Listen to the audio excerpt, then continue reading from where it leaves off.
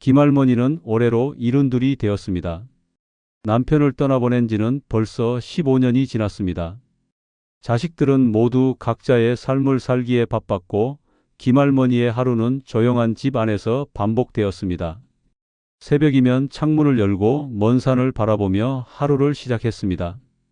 달그락거리는 주방에서 혼자 아침밥을 차리고 손주들에게 보낼 작은 선물을 포장하는 것이 김할머니의 일상이었습니다. 세월이 흐를수록 집안은 점점 더 조용해졌습니다. 벽에 걸린 가족 사진은 웃고 있었지만 그 웃음은 액자 속에만 머물러 있었습니다. 김할머니는 저녁이면 텔레비전을 켰습니다. 웃긴 프로그램도 감동적인 영화도 어느새 눈물만 흐르게 했습니다. 외로움은 조용히 그러나 깊게 김할머니의 마음을 파고들었습니다. 어느 날 동네 복지관에서 주최하는 음악 교실이 있다는 소식을 들었습니다. 김할머니는 망설이다가 조심스레 복지관 문을 열었습니다. 그곳에는 자신과 비슷한 또래의 사람들이 삼삼오오 모여 있었습니다. 모두 낯설고 어색했지만 김할머니는 오랜만에 사람들 사이에 섞여 있는 기분을 느꼈습니다. 그날 음악교실 구석에 앉아 기타를 손에 쥐고 있던 한 남자가 눈에 들어왔습니다. 짙은 주름이 얼굴을 덮고 있었지만 눈빛은 따뜻했습니다. 그의 이름은 박씨였습니다. 김할머니보다 10살이나 어린 62살의 남자였습니다. 박씨는 부드럽게 인사를 건넸고 김할머니는 오랜만에 부끄러운 듯 웃었습니다. 박씨는 다정했습니다. 수업이 끝난 뒤에도 김할머니를 챙겼습니다. 기타줄을 조율해 주기도 하고 무거운 짐을 대신 들어주기도 했습니다. 김할머니는 오랜만에 느껴보는 배려와 따뜻함에 마음이 녹는 것을 느꼈습니다. 두 사람은 자연스럽게 대화를 나누었고 소소한 일상도 공유하게 되었습니다. 박씨는 김할머니에게 말했습니다. 나이 차이 같은 건 신경 쓰지 마세요. 저는 오히려 누님 같은 사람이 더 좋아요. 그 말은 김할머니의 가슴에 따뜻하게 내려앉았습니다. 누구에게도 필요 없는 존재처럼 느껴졌던 자신을 이렇게 따뜻하게 바라봐주는 사람이 있다는 것만으로도 눈물이 핑 돌았습니다. 그 후로 두 사람은 복지관 수업이 없는 날에도 자주 만났습니다. 공원을 걷고 동네 시장을 함께 돌고 낡은 찻집에서 두런두런 이야기를 나누었습니다. 박씨는 늘 김할머니를 웃게 했습니다. 젊은 시절에도 느껴보지 못했던 설렘이 김할머니의 마음을 간지렸습니다. 주변 사람들은 수군거렸습니다. 10살 차이 나는 남자라니 혹시 김할머니의 돈을 노리는 것 아니냐는 말도 들려왔습니다. 그러나 김할머니는 믿고 싶었습니다. 박씨의 따뜻한 눈빛, 사소한 배려 하나하나가 거짓일 리 없다고 스스로를 다독였습니다. 시간이 흐르면서 박씨는 조심스럽게 말했습니다. 우리 함께 살면 어때요? 나도 외롭고 누님도 외롭잖아요.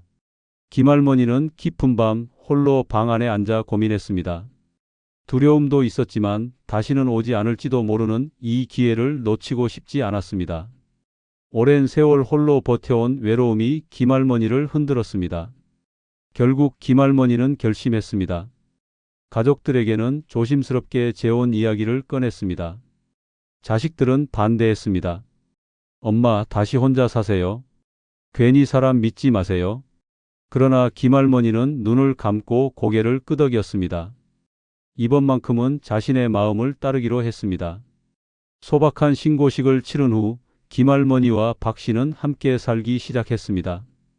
조용했던 집은 다시 온기로 채워졌습니다. 김할머니는 아침이면 함께 식탁에 앉아 웃으며 밥을 먹는 것이 그저 감사했습니다. 비 오는 날 함께 우산을 쓰고 걷는 길이 이토록 따뜻할 수 있다는 것도 처음 알았습니다. 김할머니는 속으로 생각했습니다. 다시 시작해도 괜찮구나. 아직 늦지 않았구나. 그날 이후 김할머니는 매일 아침 작은 거울 앞에 서서 머리를 곱게 빗고 옷깃을 다듬으며 스스로를 단정히 꾸몄습니다. 설렘이 그녀의 주름진 얼굴에 생기를 불어넣었습니다. 김할머니와 박씨의 재혼 생활은 예상보다 훨씬 따뜻했습니다. 아침이면 박씨가 먼저 일어나 작은 부엌에서 커피를 내렸습니다. 김할머니는 그 따뜻한 커피향에 이끌려 부스스한 머리로 부엌으로 나왔고 박 씨는 웃으며 말했습니다. 오늘도 우리 잘 살아봅시다. 그 짧은 한마디에 김할머니의 가슴은 저릿했습니다. 누군가가 아침부터 자신을 기다리고 있다는 사실, 작은 부엌이 두 사람의 웃음으로 가득 찬다는 사실은 김할머니에게 새로운 삶을 선물하는 것 같았습니다. 박 씨는 사소한 것에도 늘 김할머니를 챙겼습니다. 시장에 가면 김할머니가 좋아하는 꽃을 하나 사들고 돌아왔고 골목길을 산책할 때면 살짝 김할머니의 팔짱을 끼웠습니다. 그렇게 박 씨는 아주 자연스럽게 아주 다정하게 김할머니의 일상에 스며들었습니다. 김할머니는 오랜만에 요리에 힘을 쏟기 시작했습니다. 오래된 레시피를 꺼내어 김치를 담그고 직접 장을 보아 손수 반찬을 만들었습니다. 박 씨가 식탁 앞에 앉아 맛있게 밥을 먹는 모습을 볼 때마다 김할머니는 말할 수 없는 뿌듯함을 느꼈습니다. 이 나이에 이런 행복이 있을 줄 몰랐습니다. 김할머니는 종종 속으로 그렇게 중얼거렸습니다. 주름진 손으로 박 씨의 얼굴을 바라볼 때마다 세월의 쓸쓸함이 지워지는 기분이 들었습니다. 주말이면 둘은 함께 공원으로 나갔습니다. 박 씨는 김할머니를 위해 작은 돗자리를 챙겼고 김할머니는 간단한 간식을 준비했습니다. 두 사람은 나무 아래 돗자리를 펴고 앉아 하늘을 바라보았습니다. 박 씨는 가끔 기타를 꺼내어 조심스럽게 노래를 불렀습니다. 비록 박자가 엉망이고 음정도 틀렸지만 김할머니는 세상에서 가장 아름다운 음악을 듣는 듯 했습니다. 김할머니는 이런 작은 순간들이 쌓여 삶을 더욱 빛나게 만든다는 것을 깨달았습니다. 텅 빈 집에서 혼자 지내던 날들과는 비교도 할 수 없는 충만함이 가슴속에 차올랐습니다. 가끔은 동네 사람들의 시선도 신경이 쓰였습니다. 젊은 남자가 무슨 꿍꿍이가 있겠냐며 수군거리는 소리가 들려왔습니다. 하지만 김할머니는 신경 쓰지 않았습니다. 눈앞에서 웃고 있는 박 씨를 믿기로 했고 무엇보다 자신의 행복을 지키기로 다짐했기 때문입니다. 박 씨는 김할머니의 생일도 기억했습니다. 그날 박 씨는 집 앞 작은 꽃집에서 조그마한 꽃다발을 사서 건넸습니다. 그리고 수줍게 초 하나를 꽂은 작은 케이크를 꺼냈습니다. 누님, 오늘은 특별한 날입니다. 앞으로 우리 함께 매년 이 날을 축하합시다. 김할머니는 참지 못하고 눈물을 쏟았습니다. 누군가가 자신의 생일을 기억해 준다는 것, 그것이 그렇게 가슴을 울릴 줄 몰랐습니다.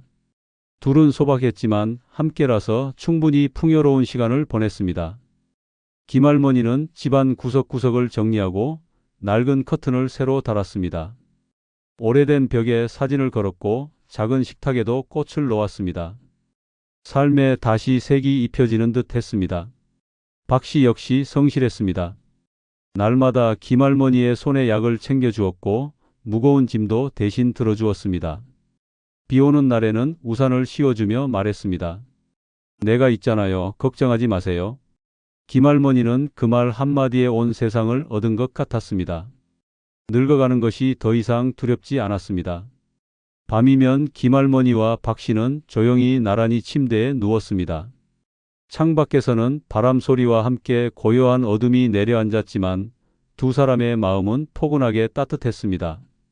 박 씨는 김할머니의 손을 살짝 잡고 손가락을 톡톡 두드리며 장난을 쳤습니다. 김할머니는 부끄러운 듯 웃으며 박 씨를 바라보았습니다. 서로의 손끝에서 전해지는 미세한 떨림은 오랜 세월 동안 잊고 살았던 설렘을 다시 불러일으켰습니다. 박 씨는 낮게 콧노래를 부르며 김할머니에게 말했다고 합니다. 이렇게 함께 누워 있다는 것만으로도 참 고맙습니다. 김할머니는 아무 말 없이 고개를 끄덕였습니다. 가슴 깊숙한 곳에서부터 따뜻한 물이 흐르듯 잔잔한 행복이 번졌습니다.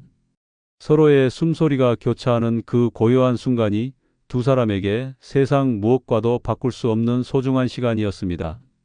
잠들기 전 박 씨는 꼭 어린아이처럼 이불을 끌어당겨 김할머니의 어깨를 살포시 감싸 안았습니다. 김할머니는 그런 박 씨의 어설픈 다정함에 소리 없이 웃었습니다. 두 사람은 말없이 눈을 감고 같은 이불을 덮고 같은 꿈을 꾸기를 조용히 소망했습니다.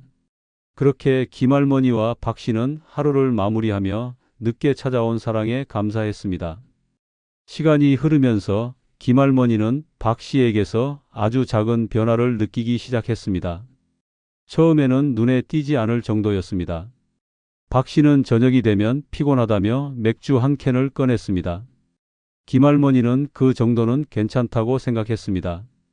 하루의 피로를 푸는데 맥주 한 잔쯤은 이해할 수 있다고 스스로를 설득했습니다. 하지만 그 한 잔이 두 잔이 되고 두 잔이 세 잔이 되었습니다. 박 씨는 맥주를 넘어서 소주를 찾기 시작했습니다. 부엌 한 구석에 쌓여가는 빈 병들을 볼 때마다 김할머니는 마음 한 구석이 무거워졌습니다. 김할머니는 조심스럽게 말을 꺼냈습니다. 박 씨, 술을 너무 자주 드시는 것 같아요. 건강 생각해야죠. 박 씨는 웃으며 대답했습니다. 아이, 이 나이에 뭐가 걱정이에요. 괜찮아요. 괜찮습니다. 김할머니는 그 웃음에 다시 한번 안심하려 했습니다. 그러나 박 씨의 음주는 점점 더 잦아졌습니다. 밤이면 술에 취해 어지럽게 비틀거리고 새벽이면 거실에서 쓰러져 자고 있는 박 씨의 모습을 보는 날이 많아졌습니다. 처음에는 미안하다고 했던 박 씨였습니다. 그러나 시간이 지나자 변명도 사라지고 술에 취해 버럭 소리를 지르는 일도 생겼습니다. 작은 일에도 목소리가 높아졌고 때로는 텔레비전 리모컨을 바닥에 던지며 화를 냈습니다. 김할머니는 충격을 받았습니다. 그토록 부드럽고 따뜻했던 박 씨가 술만 들어가면 전혀 다른 사람이 되는 모습을 믿을 수 없었습니다. 주변 이웃들도 눈치를 채기 시작했습니다. 밤마다 김할머니의 집에서 들려오는 고함 소리에 동네 사람들은 수군거렸습니다. 김할머니는 창피했습니다. 자식들에게까지 들킬까봐 두려웠습니다. 김할머니는 박 씨를 감싸기로 했습니다. 그 사람도 힘든 게 있겠지라며 스스로를 다독였습니다. 이혼 후 떠돌던 박 씨가 외롭고 지쳤던 세월이 있었을 것이라 생각하며 이해하려 했습니다. 김할머니는 남몰래 술병을 치우고 박 씨가 술을 찾지 못하도록 냉장고를 깨끗이 비워두었습니다. 심지어는 박 씨 몰래 금주에 좋은 약초차를 끓여 먹이기도 했습니다. 그러나 박 씨는 점점 더 교묘해졌습니다. 김할머니 몰래 근처 편의점에 다녀오기도 하고 동네 작은 식당에서 소주 몇 병을 마시고 돌아오기도 했습니다. 김할머니는 밤마다 조마조마했습니다. 박 씨가 문을 쾅 닫으며 들어오는 소리에 심장이 쿵 내려앉았습니다. 박 씨가 술에 취해 비틀거리며 투덜대는 모습은 김할머니에게 점점 공포로 다가왔습니다. 어느 날은 김할머니가 조심스럽게 말했다가 박 씨에게 심하게 핀잔을 들었습니다. 당신이 뭔데 나한테 이래라 저래라야. 당신 덕에 내가 이렇게 됐어. 그날 김할머니는 서럽게 울었습니다. 그토록 믿고 사랑했던 사람이 자신을 원망하고 탓하는 모습을 받아들일 수 없었습니다. 김할머니는 손을 떨며 소파 한 구석에 웅크렸습니다. 한밤중 부엌에 홀로 앉아 차가운 물을 마시며 김할머니는 깊은 한숨을 내쉬었습니다. 박 씨는 다음 날이 되면 아무 일 없던 것처럼 행동했습니다. 미안했어요. 술김에 그랬어요. 그 사과 한마디에 김할머니는 또 마음을 풀었습니다. 그러나 그 뒤풀이 반복될수록 김할머니의 마음속에는 깊은 불신이 자리 잡기 시작했습니다. 박 씨는 이제 술 없이는 하루도 버티지 못하는 사람이 되어가고 있었습니다. 김할머니는 알았습니다. 이제는 단순한 음주 습관이 아니라 심각한 중독이라는 것을 말입니다. 하지만 김할머니는 이를 숨기려 했습니다. 자식들에게 알리고 싶지 않았고 이웃들에게 수치스러운 이야기가 퍼지는 것도 두려웠습니다. 조금만 기다리면 나아지겠지. 김할머니는 그렇게 자신을 속이며 버텼습니다. 그러나 상황은 점점 악화되었습니다. 박 씨는 금전 감각마저 흐려져 김할머니 몰래 생활비를 빼돌리기도 했습니다. 카드값이 밀리고 식비가 줄어들었습니다. 집안 분위기는 점점 얼어붙었고 김할머니는 하루하루가 고통이었습니다. 그럼에도 불구하고 김할머니는 애써 웃었습니다. 이웃들에게는 여전히 다정한 부부인 척 자식들에게는 아무 문제 없는 척 꾹꾹 눌러 참았습니다. 그러나 김할머니는 느꼈습니다. 더 이상 이대로는 안 된다는 것을 말입니다.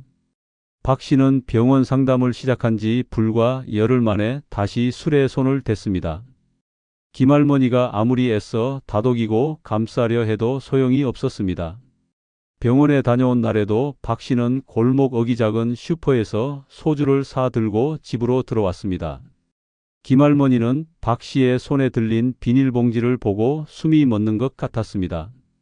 내가 못 살아, 못 살아. 김할머니는 마음속으로 외쳤습니다. 박 씨는 변명조차 하지 않았습니다. 술 없으면 미쳐버릴 것 같아. 알겠어? 박 씨의 눈빛은 이미 제정신이 아니었습니다. 그날부터 박 씨는 본격적으로 망가져 갔습니다.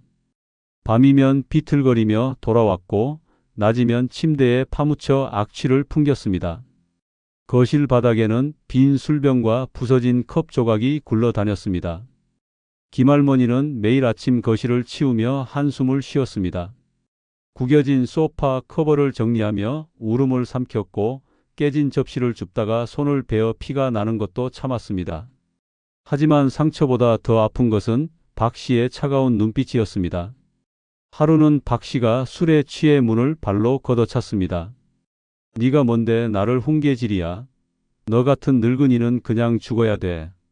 박 씨의 고함 소리에 김할머니는 몸을 떨었습니다. 그동안 사랑한다고 함께 늙어가자고 속삭였던 그 입에서 쏟아지는 악다구니에 김할머니는 망연자실했습니다. 박 씨는 폭언만 하지 않았습니다. 거칠게 김할머니의 팔을 잡아 끌었고 심지어는 가벼운 폭행도 서슴지 않았습니다. 손목은 시퍼렇게 멍들었고 무릎은 퉁퉁 부었습니다. 김할머니는 밤이면 거실 소파에 웅크려 울었습니다. 방문을 잠그고 벌벌 떨며 밤을 새우는 날이 많아졌습니다. 이웃들은 이상한 낌새를 차렸지만 누구도 나서지 않았습니다. 남의 가정사에 끼어들면 괜히 피곤해. 동네 사람들의 냉담한 시선 속에서 김할머니는 완전히 고립되었습니다. 심지어 박 씨는 술에 취해 김할머니의 돈지갑을 뒤지기 시작했습니다. 김할머니가 아껴둔 적금 통장도 어느새 박 씨 손에 넘어갔습니다. 김할머니가 따지려 하자 박 씨는 소주병을 던지며 소리쳤습니다. 내가 네 덕에 이 고생하는데 그까짓 돈 좀 쓰면 어때? 그 소리를 듣는 순간 김할머니의 심장은 쪼개지는 것 같았습니다. 김할머니는 그날 새벽 피투성이 손으로 거실을 정리하며 결심했습니다. 이 인간과 같이 있으면 나도 죽는다. 다음 날 김할머니는 조용히 집을 나섰습니다. 오래된 코트를 걸치고 변호사 사무실로 향했습니다. 차가운 겨울바람이 살을 에웠지만 김할머니는 한 걸음 한 걸음 단단하게 내디뎠습니다. 변호사는 김할머니의 손목에 선명한 멍을 보고는 아무 말 없이 서류를 꺼냈습니다. 증거는 충분합니다. 즉시 이혼 소송을 진행합시다. 김할머니는 떨리는 손으로 사인했습니다. 싸늘한 종이 위에 꾹 눌러 쓴 자신의 이름을 보며 김할머니는 눈을 감았습니다. 이제 끝이다. 박 씨가 이 사실을 알게 된 것은 며칠 뒤였습니다. 소장을 받은 박 씨는 술에 절어 김할머니를 찾아왔습니다. 문을 두드리며 욕설을 퍼붓고 창문을 두드렸습니다. 나 없으면 너 혼자 뭐 할 수 있는데? 너 같은 늙은이 누가 받아줘? 당장 나와. 김할머니는 문을 걸어 잠그고 조용히 등 뒤에 기대 앉았습니다. 박 씨의 주정은 밤새 이어졌습니다. 김할머니는 창백한 얼굴로 뜬 눈으로 밤을 지새웠습니다. 새벽이 되어 박 씨는 지쳐 나가떨어졌고 김할머니는 가만히 속삭였습니다. 이제 너 없는 세상을 살 거야. 김할머니는 이혼 소송을 진행하는 동안 하루도 마음 편할 날이 없었습니다. 박 씨는 마지막 발악을 시작했습니다. 김할머니를 찾아와 문을 부수려 하고 복도에 술병을 던지고 이웃들에게 떠들어댔습니다. 저 늙은 여자가 날 버렸다. 돈만 뜯어먹고 내쫓았다. 거짓말이 동네에 퍼졌고 일부 사람들은 수군거렸습니다. 김할머니는 창피해서 얼굴을 들 수가 없었습니다. 하지만 꾹 참았습니다. 이번만큼은 절대 물러서지 않겠다고 다짐했습니다. 법원에서도 박 씨는 추하게 굴었습니다. 재판정에서 비틀거리며 나타난 박 씨는 술에 취해 있었습니다. 판사가 경고를 줬지만 박 씨는 오히려 소리쳤습니다. 나는 사랑해서 같이 산 거야. 이 여자 때문에 인생 망쳤다고. 재판정안은 순식간에 아수라장이 되었습니다. 김할머니는 단단히 굳은 얼굴로 모든 모욕을 견뎠습니다. 피해자였던 자신이 가해자처럼 몰리는 기분에 가슴이 찢어졌지만 절대 무너지지 않겠다고 이를 악물었습니다. 결국 판사는 김할머니의 손을 들어주었습니다. 박 씨의 폭언, 폭행, 음주 문제는 명백했고 김할머니의 증거 자료는 탄탄했습니다. 본 법원은 원고 김할머니의 이혼 청구를 인용합니다. 위자료 지급과 접근 금지 명령을 내립니다. 판사의 최종 판결문이 낭독되는 순간 김할머니는 조용히 고개를 숙였습니다. 오랫동안 눌러왔던 울음이 터질 것 같았지만 꾹 참았습니다. 법정 문을 나서는 발걸음이 무겁고 떨렸지만 분명했습니다. 밖으로 나오자 겨울바람이 매섭게 얼굴을 때렸습니다. 김할머니는 주름진 손으로 스카프를 여미며 하늘을 올려다보았습니다. 회색빛 구름 너머로 작게 비치는 햇살이 그녀를 감쌌습니다. 이제 정말 끝났다는 사실에 김할머니는 숨이 막히는 듯 했습니다. 하지만 동시에 가슴 깊은 곳에서부터 차오르는 해방감을 느꼈습니다. 그날 저녁 김할머니는 집에 돌아와 가방을 내려놓고 한참 동안 거실을 바라보았습니다. 술에 찌들어 엉망이었던 이 집이 이제는 자신만의 공간으로 돌아왔습니다. 김할머니는 부엌으로 가서 따뜻한 차를 끓였습니다. 그리고 거실 한가운데 앉아 천천히 차를 한 모금 삼켰습니다. 씁쓸한 맛이었지만 그 씁쓸함조차 달게 느껴졌습니다. 며칠 뒤 김할머니는 집안 대청소를 시작했습니다. 박 씨가 남기고 간 흔적들을 하나하나 치워냈습니다. 깨어진 컵, 구겨진 이불, 박 씨의 헌옷, 술병들까지 모두 비닐봉지에 쓸어 담았습니다. 쓰레기 봉투가 10개가 넘게 쌓였습니다. 김할머니는 그것들을 마당 한가운데로 끌어내고 하나하나 발로 밟아 뭉갰습니다. 다시는, 절대 다시는. 김할머니는 외쳤습니다. 그 소리는 이웃들까지 깜짝 놀라 창문을 열게 만들었습니다. 하지만 김할머니는 개의치 않았습니다. 남은 쓰레기들을 트럭에 싣고 폐기물 처리장에 버리고 오는 길, 김할머니는 처음으로 노래를 흥얼거렸습니다. 세상은 여전히 춥고 삭막했지만 김할머니의 발걸음은 가벼웠습니다. 그날 밤 김할머니는 새 침구를 깔고 오랜만에 푹 잠들었습니다. 밤새 꿈도 꾸지 않고 깊게 잤습니다. 오랜 악몽 같은 시간이 끝나고 비로소 찾은 평화였습니다. 김할머니는 다음날 아침 거울 앞에 섰습니다. 주름진 얼굴이 낯설게 느껴졌지만 눈빛만은 누구보다 단단했습니다. 그 눈빛은 말하고 있었습니다. 나는 살아남았다. 그리고 이제부터는 나를 위해 산다. 김할머니는 따뜻한 커피를 끓이고 작은 라디오를 틀었습니다. 라디오에서는 한창 신나는 트로트가 흘러나왔습니다. 김할머니는 조심스럽게 몸을 흔들었습니다. 주름진 손이 허공을 가르고 발끝이 음악에 맞춰 움직였습니다. 이윽고 김할머니는 혼자 웃음을 터뜨렸습니다. 그래, 나도 다시 시작할 수 있어. 그날 이후 김할머니는 매일 산책을 나갔습니다. 조금씩 사람들과 인사하고 복지관에도 다시 발을 들였습니다. 낯설고 두려웠던 세상이 이제는 조금씩 따뜻하게 다가왔습니다. 어쩌면 진짜 인생은 이제 시작일지도 모른다고 김할머니는 생각했습니다. 늙었다고 끝이 아니라 살아있다는 것 자체가 축복이라는 것을 이제야 깨달았습니다. 김할머니는 한 송이 작은 꽃을 사서 집에 꽂았습니다. 그리고 환하게 웃으며 속으로 외쳤습니다. 이제부터는 내 삶이다.